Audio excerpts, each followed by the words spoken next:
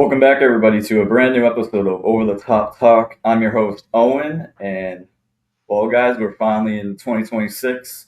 Over the Top Talk has returned. Over the Top Talk 2026. Me and Anthony have some huge things coming up, but as we all know, the UFC has been on a 6-week break, and we have finally entered another fight week. It's felt like forever since we were in a fight week, but we're finally back. Featured fight, as you all know, is Paddy Pimblett versus Justin Gaethje for the interim lightweight championship. And you guys know him because we've had him on countless times. We love him, and he's returned. Mr. Max from Hawk Talk Sports. How are we doing today, Max? We're doing good, Owen. I'm glad it's finally fight week, and it's been the longest 6 weeks of my life.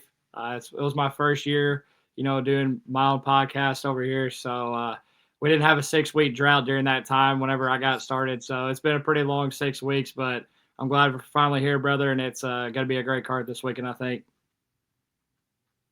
Yeah, and for anyone watching, obviously we got UFC 324 on Saturday, but as you all know, I have to throw this in there because the Patriots are back in the AFC Championship game, which will be on Sunday. So it's actually a huge weekend for us New England UFC fans. So I'm looking forward to it. But just before we start, make sure to follow me and Anthony. We're on Instagram, TikTok, YouTube, pretty much everywhere you can find this podcast, this channel. We've been growing every single day. We just ran a sports card giveaway where someone won the Damian Priest autograph from the WWE. I'm hoping to do more giveaways as we kind of gain more followers, subscribers. Me and Anthony are going to figure that out, but just make sure to hit that sub button. It's free. Also, like the video, helps us in the algorithm. And with no further ado, let's get started with. Obviously, before I start, me and Max chose to talk about the feature prelim and then make our way up because it's kind of hard to keep track of all these prelim guys. Nothing against them, just some of the guys on the prelims I'm not too familiar with, so wouldn't really make sense to talk about guys that I've never seen or not familiar with. But we're starting with the featured prelim of the first card on Paramount. We can't wait for this new Paramount deal and see how it rolls. But obviously we have Umar versus Figgy, which I think Umar is the biggest. Yeah, he is the biggest take or odds wise on this card. I think he's like a plus 1450, which is actually kind of insane in a fight with Figgy. But we've seen what Umar can do. The only thing I'm always iffy with Umar because in these 3 round fights that he's had, against Mario, he's taking shots and I mean, we all saw it. He almost got knocked down in his last fight. So he needs to keep that chin strong in this one. I'm obviously pulling with Umar. I think he's making his road back to the title fight, and I kind of like the path he's taking. He's taking matchups. He's not just staying inactive and then kind of asking the UFC to give him shots. He took this fight with Figgy. I always respect when guys want to work their way back up to that title fight. Which that bantamweight division is now very interesting with Jan beating Marab, and we'll see what happens with that. But for this fight specifically, I think I'm going to take Umar. I think he's going to completely dominate Figgy and win. We see him win a lot of decisions, and I think there's going to be another decision that we see for Umar. But I'm going Umar by decision, but I'll turn to you, Max, for your prediction. Yeah, I think you nailed it right there, Owen, with that breakdown. I also have Umar by decision. I think both guys are just pretty durable dudes. They always bring fun fights for the most part. Both are extremely hard to finish as well. So I think that's why I think Umar to win by decision is definitely the safe pick here. But to be honest, Figgy's and Montel Jackson's last fight in Brazil at the late year of 2025 towards the end. It was a good performance by Figgy, to get a win in front of the home nation there, but I just didn't see anything in that fight that would lead me to, say that he's going to be able to beat Umar. I think Umar's got a big year ahead of him, and I think people have kind of forgotten how dominant he is. His, first fight, last year obviously didn't go his way against Marab. on that pay-per-view to start the year in January, but I think he's going to pick things off this year in January and get the ball rolling in the right direction and not have any setbacks. So I think this is an easy win for Umar. I think the odds are probably perfect on this fight for where it's at. I don't see where Figgy would be able to cause any damage to Umar or put him in trouble. Figgy relies on pressure and being able to back guys up, but I just don't see him being able to do that to Umar. Yeah, and as we make our way up this card, I think there's a fair amount of really good matchups to start the year off. And I know when I saw this matchup between John Silva and Arnold Allen, I was actually excited because um, we haven't seen too much of Arnold Allen recently. Obviously, when he turned to John Silva, he just got brutally elbow KO'd by Diego Lopez. Obviously, Lopez fights in the week after this event, so that'll be against Volk. Diego's doing his thing. But now for John Silva, I think this is a huge fight for him. He took that loss, and I think that he was hoping to beat Diego and kind of make his way into that title picture. That loss really kind of set him back. But when I look at this fight, John Silva is obviously the favorite against Allen. I should put the odds up on my screen here. At Silva is a minus 278. Arnold Allen's 225. 3 rounder. I think John Silva's gonna take this. Like I said, he's looking to kind of prove himself. He has some wins, but kind of against Bryce Mitchell, kind of against guys. Um, he needs a win against Arnold here. Really, no excuse for the loss here. But prediction wise, so I don't ramble here. I think I'm gonna go John Silva. I think I'm seeing another decision here. I don't know if we're gonna see a finish. I haven't seen a lot of Arnold Allen to make a fair claim here, but I think I'm just gonna take the simple route, go John Silva by decision here, and I'll turn to you, Max. Yeah, I think I also agree with this one again, Owen. I think that's why we always get on here together because we think very similar. Not just with us, but I think with the rest of the community. But that's why these guys got to step in the octagon and settle it out on Saturday nights. It's a fight game for the reason anything can happen. But something that I guess going into this fight, there's two knocks you could give on both guys. John's coming off his first loss in the UFC, brutal KO. He was actually starting to have very good momentum in the second round against Diego. I believe he was winning that round. It was going to be 1-1 going into the third at Noche. And then he got caught with his, John threw about, I think, 3 or 4 spinning elbows that round. And then Diego, the last 15 seconds, just said, "Oh, I'm going to hit you with one myself." And it did land. And then John Silva lost. So I think anytime a fighter loses, especially, whenever they have that, I don't want to call Gene Silva cocky because I like him. And I think, he had every right to be cocky leading up to that fight.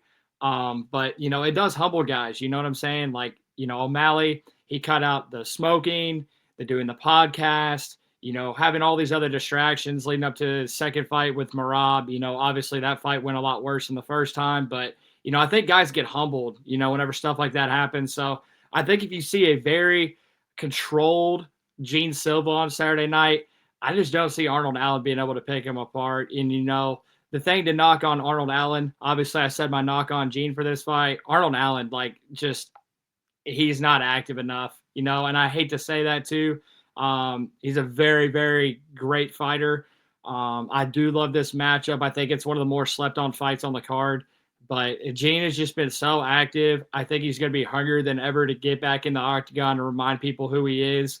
He did just lose to a guy that's competing for the belt now twice within an 8-month span. So, that's no knock there to lose to Diego Lopez, especially of where that fight took place at.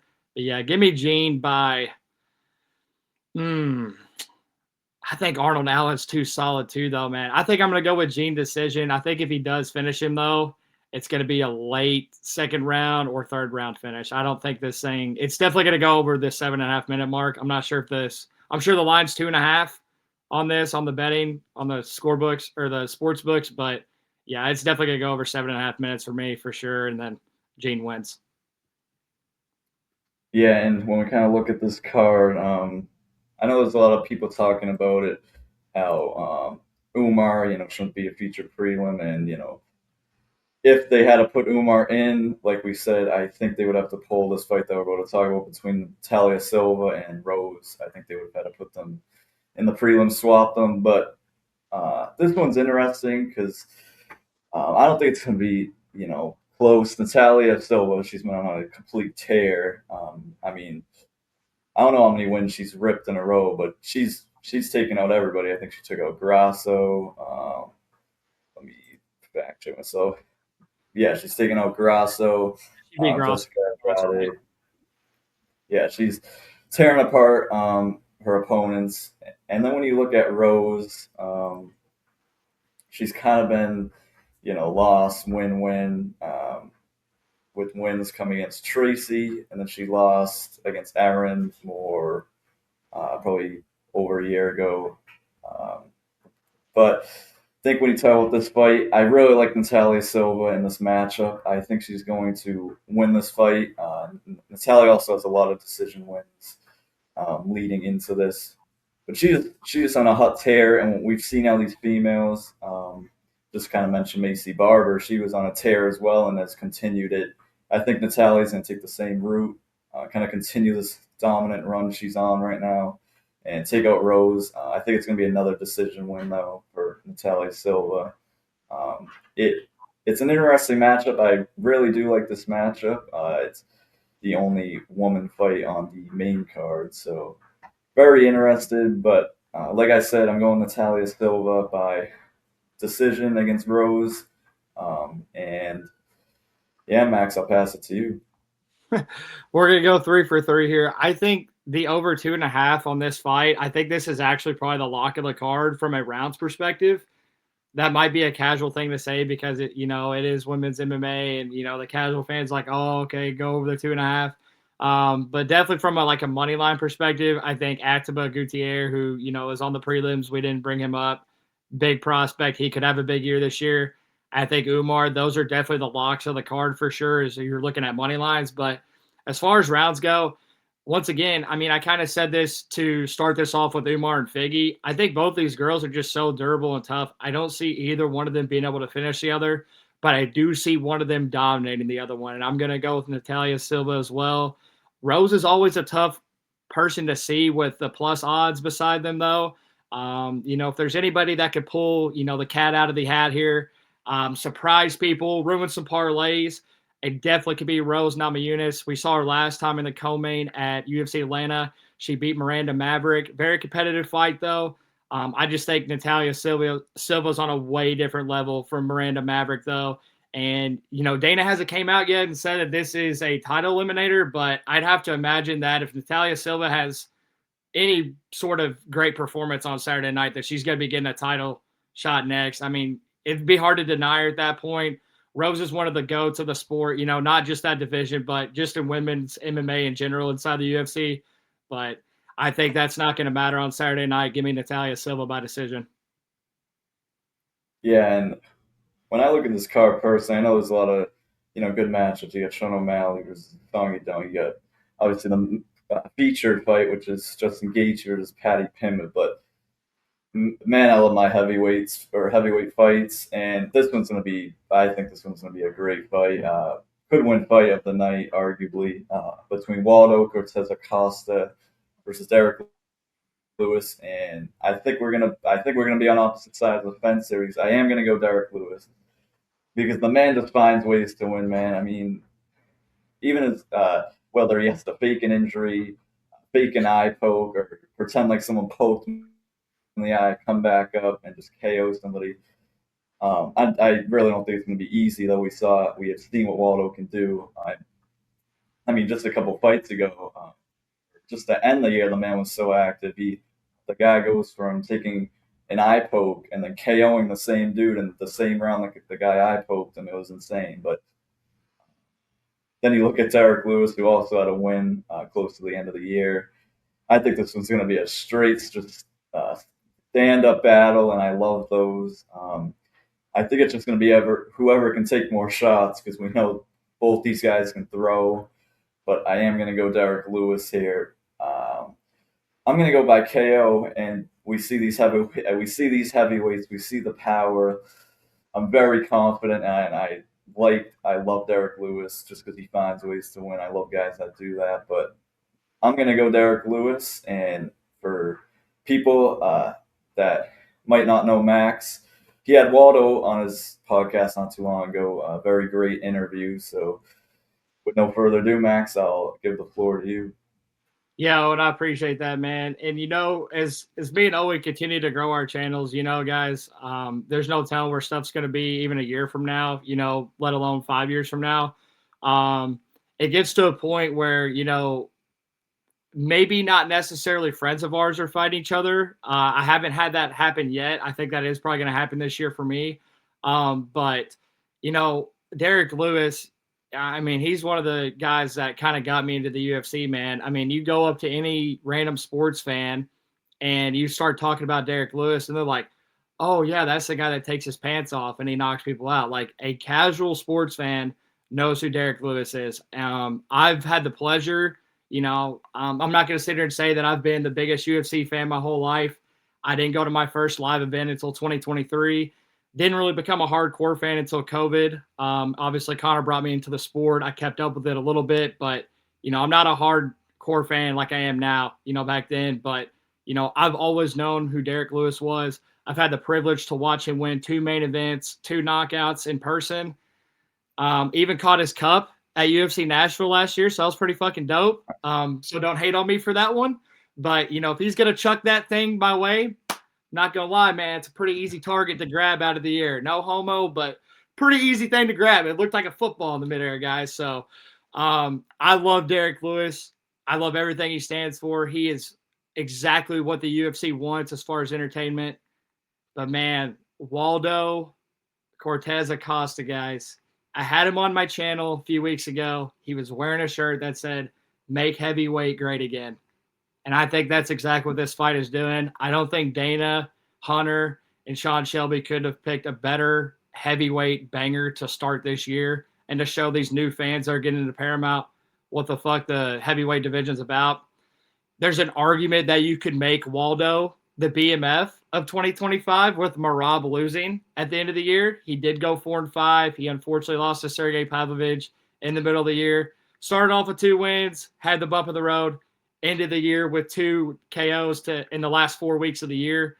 Man, what a banger of a fight this is. But I think Waldo's going to win this one. I do agree with Owen. I don't think there's a chance in hell this thing sees the scorecards.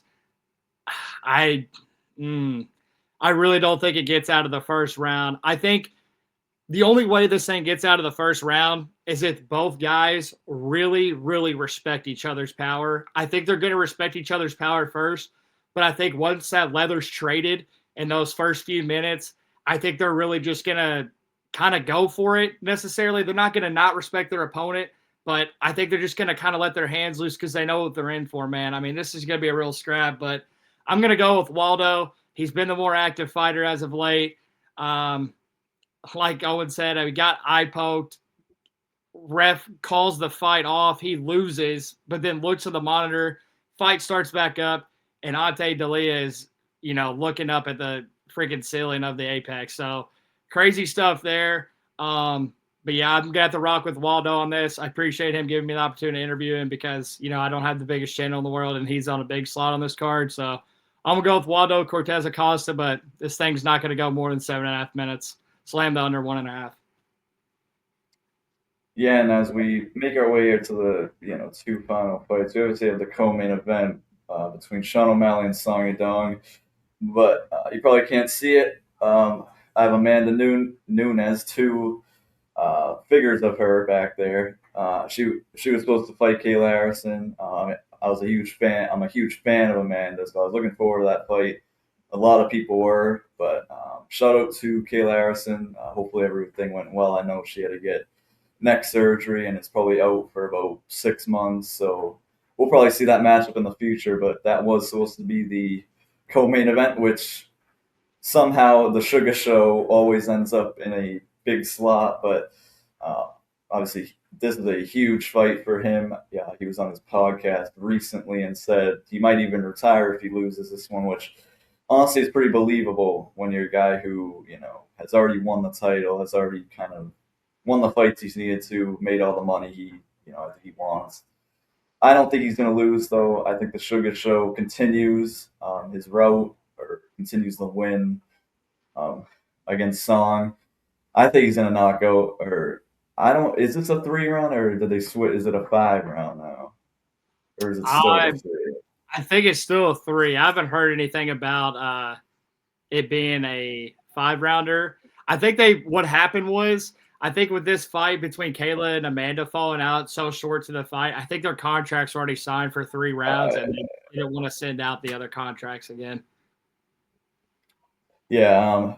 Simply, I'm a huge fan of the Sugar Show. Obviously, when he lost his title to Marab, it was unfortunate, and then he fought Marab again, lost, probably even worse than the first time, and he's kind of looking his way back to that title. And I think what's going to happen is the Sugar Show is going to go into Las Vegas and knockout Song, and then he's going to end up on that White House card against Peter Yan for the title. I think that's what they want. Obviously, the Sugar Show draws views, no matter if you like him or not. He really does draw the viewership. A lot of people give him crap because people think he's always doing videos, doing his podcasts. He's not really focused on fighting. And what I say to those people is, trust me, no matter how much you see these guys on social media, they are always training, they're always working. And Sean O'Malley's looking to get back in that title picture, and I really think this is the fight that, knowing Dana White, knowing the matchmakers, I think this is a fight that Sean O'Malley wins, and they put him back in that title picture.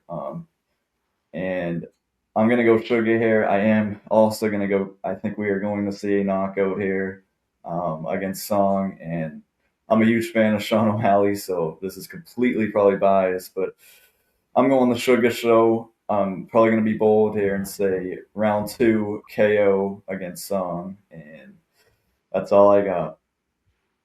I think. No, I don't got any Sean O'Malley stuff. If you are what you say you are, a superstar. Love the O'Malley. Fucking go, guys. Let's fucking go. I've been waiting to do that while we've been doing this interview the whole time, guys. The Sugar Show's back on Saturday night.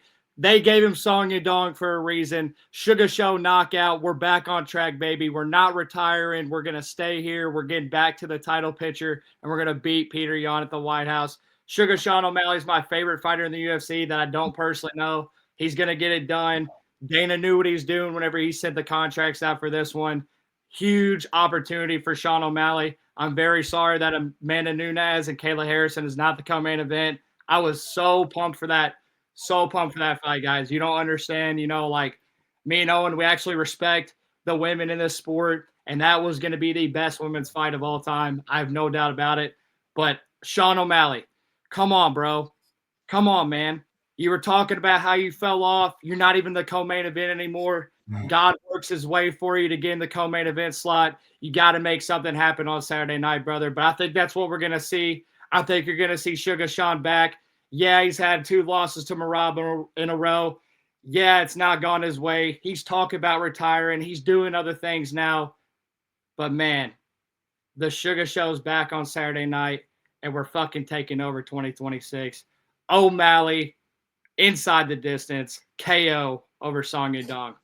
That's all I got for you. Yeah, and since Thanksgiving, when we first got some of these matchups, the controversy, and I love the controversy because I love Patty Pimblett, and there's a lot of people that don't like this matchup and how it's for the interim belt. As we know, the winner of this fight will be facing Ilia Topuria. That's pretty much close to being confirmed. I think Ilia Topuria confirmed he's fighting in May or June. Will be one of these two guys. I'm gonna simply put it. If you see my Instagram posts, I'm a huge Patty Pimblett guy. I even posted that no matter if you guys like it or not, heads will roll and he will be champion. And a lot of people give me crap because, I understand what being a champion is. I know the interim title isn't a champion, but when the current champion has his own stuff going on and can't fight, there has to be someone that steps up to do it. And I think that's going to be Paddy Pimblett. I think he's going to get a finish here against Justin. I've watched Justin for a while. I love what Justin does. But my issue is when you start talking about retirement, you start using retirement as leverage to get yourself a title shot, and you kind of have retirement in your mind. I really don't think you're going to go in there 100%. And this is Justin's last chance at kind of getting glory. But I'm going to go Patty here by finish. And I was telling Max before we hopped on here, I think they're going to do Patty Pimblett versus Taporia. I think that's going to be the main headliner of that White House card. I think the UFC is really pulling for Patty here to win, just because based off the history we've seen it, Ilya and Patty do not like each other.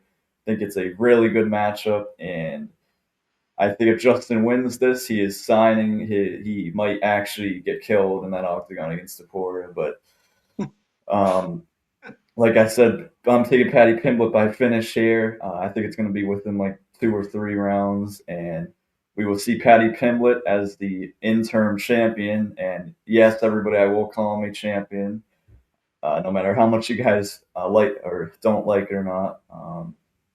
Because I know people said Armin should be in the spot. Armin has his own issues with the UFC. He got himself into those issues. Patty Pimblett has not made himself issues with the UFC. Neither has Justin. So happy for both these guys getting a fight for some sort of a title, and looking forward to a great fight between these two. But simply put it, I'm going Patty here. And with that, I'll pass it to you for the final fight on this card. Yeah, give me one second. I'll put my hoodie back on, guys. I want to make sure Owen can get some good reels there. I didn't want to fuck it up and be doing stupid shit. So give me a second here. All righty, to the main event. Here we go, guys. I'm going to say this first because Owen just mentioned it. There's been a lot of talk about, who should be getting the title shot. Armin needs to be in there, this and that. But my question to you guys watching this interview, do you like watching fun fights? The answer is yes. That's why you watch the sport. You want to see fun fights. So why are we complaining about a Justin Gaethje and Patty Pimblett fight? Besides Patty's fight with Tony Ferguson, maybe Jared Gordon you could throw in there as well, because that was, kind of a competitive fight. But, I mean, like I said, though, I just said it was competitive, right? Besides the Tony Ferguson fight, these two men, name another fight that was boring that they were in. You can't. You can't name them. So be happy and be blessed, as Max Holloway would say, be blessed that this is the main event on Saturday night. This is a banger. Guys, there's been main events. Just because these guys' faces are on the poster for the fight week does not mean it's going to be a fire fight. It does not mean that. I've been to fights that have sucked. DDP and Hamzat, that fight sucked. I'm going to be honest. That fight sucked. Hamzat showed levels, and it should have been on DDP to get up, so I'm not complaining about Hamzat on that. And I'm not complaining about DDP because I like him. But that fight sucked. This fight's not going to suck. So we got to watch what we're complaining about and be grateful that the UFC is giving us something that we know whenever we sit down at 4 p.m. on Saturday, or whenever you start watching the card, that by the end of the night, when those two guys make the final walk, that we're going to see something that we've been waiting for all fucking day. And I'm going to agree with Owen on this one. Ooh, Justin's got such a great background in wrestling, but he just doesn't use it, man. And anytime he has came up against somebody that might have better wrestling than him, he hasn't out-wrestled him before. Justin, once again, I kind of throw him in the same category with me and fighters who I like with Derek Lewis. You know what I mentioned a minute ago? He's kind of a pioneer for me. He's one of the guys that made me fall in love with the sport. I still remember all my friends being in the basement, and I was trying to introduce them to the UFC because the UFC was the first sport back, and they saw Justin Gaethje just absolutely make Tony Ferguson make him look like he's never even fought before. And then obviously his downfall started after that. That was the fight that everybody saw. That kind of put Justin Gaethje on the map. But I think it's Patty's time. Patty does not have the track record that Justin Gaethje has. He does not have that. I understand it, but I think Patty just he's just going to be better. He's going to be better on the feet. He's going to be better on the ground if it gets there. I will say this though, Patty has not fought anybody that has the power that Gaethje has. So if Patty does not keep his chin tucked, then Gaethje could win this fight by KO. See him in a fight with Ilya down the road. But I agree with Owen. I think you're going to see Ilya and Patty at the White House. I think that's the biggest fight you can make. That would draw the biggest numbers. And I think you could cut a sick promo for that because these guys have just talked shit to each other. I mean, these guys were talking shit to each other in a presser 3 or 4 years ago. They weren't even in the same fucking weight class. Weren't scheduled to fight each other. They weren't sitting in the same seats on opposite side of the stage. These guys, Patty's calling Ilya a sausage. Ilya's calling him a pussy. Sign me up, man. Patty wins on Saturday night. Let's do this thing at the White House. But either way, guys, be grateful the UFC's back. They're bringing you guys a banger in the main event. I think we're going to see Patty win inside the distance. So sorry about the rant. Yeah, and just, as Max just said, the UFC is officially back. There's a lot of cards to look forward to. And as you guys all know, this won't be the last time you see Max this year. We're in January. There's a lot of cards. You will see Max back. But kind of before I sign off, Max, if you have anything upcoming that you want to, announce or just anything you want to mention, I'll give you a few minutes to do that. Man, I really appreciate that. And, too, I'd like to probably do a collab with you later this year as well, Owen. I've never done predictions or, maybe we do predictions on your channel. Maybe we do rankings on my channel with funny stuff inside the UFC so we can bring something different. But I'd like to bring you on my channel as well, brother. But my final message to everybody on here is, before I get to talking about me, make sure you guys follow Owen, man, and Over the Top Talk. I mean, I'm not kidding. If you see this reel and this gets posted on Instagram, TikTok, YouTube, like if you guys love the WWE and you love UFC and you want to see that whenever you wake up in the morning or before you go to bed at night and you're scrolling, you have to follow this man. Like he busts his ass. He's a college kid. He's extremely busy, but he's very knowledgeable of the sport and he's very good with social media. So I highly recommend if you do enjoy the UFC and you do enjoy WWE, you have to give these guys a follow. They absolutely bust their ass. And they're one of the best channels I've seen in the business. So I know you guys just hit your mark on the 2,000 followers, I believe, recently. I mean, let's get this man to 3K soon, guys. It's only going to continue to grow. I know he's over that 2 mark right now from when I'm talking. It's way over that, but I know the channel's just continue to grow, but that just shows the work this man's put in. So I wanted to say that before I got into me, Owen. Make sure you guys follow him and Over the Top Talk and what these guys are doing. They got some big shit planned, and he's probably going to talk about that here in a minute. For me, guys, though, I don't really know what I'm doing, We're doing the podcast still. That's why we got the mic right here in front of me. I'm also starting my own shirt business. That's going to be dropping next month. We've got some huge stuff coming. We got some fighters that are already signed. We got some designs that have already been made. Owen's been one of the guys that I've shared those files with, so I'm very excited to be starting my own shirt company. Details on that will be announced at the first week of February. And then I'm also just going to try to continue to get on the road for you guys. I started this channel vlogging, going to sporting events because I like every sport like Owen does. I mean, he's wearing a Patriots beanie right now.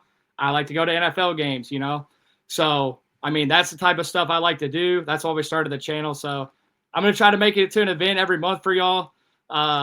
Being a working man and not having, the most money in the world could definitely limit that, with living in Kentucky. We don't have a lot of events here, especially pay-per-views throughout the year, but I'm going to try to get on the road for you guys and make it happen, We're going to continue to do Hawk Talk Tour stuff as well. Oh my gosh, man. Do I even want to say this? Fuck it, I'll say it. I've actually just recently on Friday night, this video is taking place on Monday. On Friday, so a few days ago, I actually have a scheduled date to go vlog with Bryce Mitchell. So we're trying to bring the Hawk Talk Tour back. We only did Terrence last year. Orlando was lit as fuck. But yeah, so we've got Bryce Mitchell. If he gets in a fight camp, though, around that time, that's probably not going to happen. But we do have a little graphic, and we've got that set. So we got the podcast, we got the t-shirts, we got the vlogs, we got the Hawk Talk tour. So we're doing a whole bunch of stuff. I'm just trying to entertain you guys. I love doing that. You guys are my family. You know, from where I come from, the UFC is not really that appreciated, and I hate that. So you guys are my friends, man. I love all you guys, and you know that's why I'm trying all these different things to bring happiness to people. Yeah, and Max just said to make sure to check him out. I'll put his links down below in the description. And kind of just for stuff me and Anthony are doing, we're trying to, we said this is probably going to be a huge year for us. We have a lot of collaborations at the end of this month, so you guys will see all those videos, all those reels. Like I said, it's Over the Top Talk. We're on X, Instagram, TikTok, pretty much everywhere you can find Rails or anything like that. We're on it. All our links will be down below, so check those out. Obviously, hit us with a subscribe and like as we are on the road to 1,000 subs. We'd love to reach that goal at some point this year. And with the amount of collaborations we have, as well as interviews, you'll see me doing the interviews. I do the interview side of things. Anthony will join me for all the WWE content. We also just started streaming over on Twitch, which is once again Over the Top Talk on Twitch. We're not on a set schedule yet, just based off of our school schedules and stuff we got going on. But we have been streaming a lot. You'll see those announcements on our Instagram story, like I mentioned. And with no further ado, it's been great. But we're on UFC 324, and after that, we'll be on to the rest of the cards. So with no further ado, thank you everybody for watching, and catch you guys in the next one. Thank you, everybody.